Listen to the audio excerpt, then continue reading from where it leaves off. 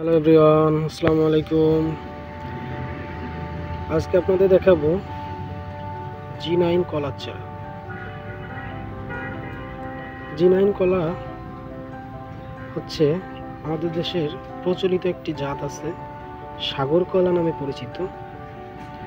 এই জি9 কলার চারাও সাগর কলার মতো এরকম হয়, তবে এই জি9 কলার সাইজটা অনেক বড় হয়, এর কাঁদিটা অনেক বড় হয়।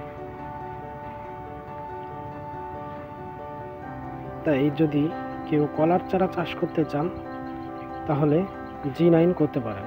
জি9 কলার জাতটা একটি উন্নত জাত। আপনাদের দেখাচ্ছি, দেখেন জি9 কলা চারাটা একটি কাপের ভিতরে আছে। এটি একটি সুস্থ সবল চারা, কোকোপিটে তৈরি করা।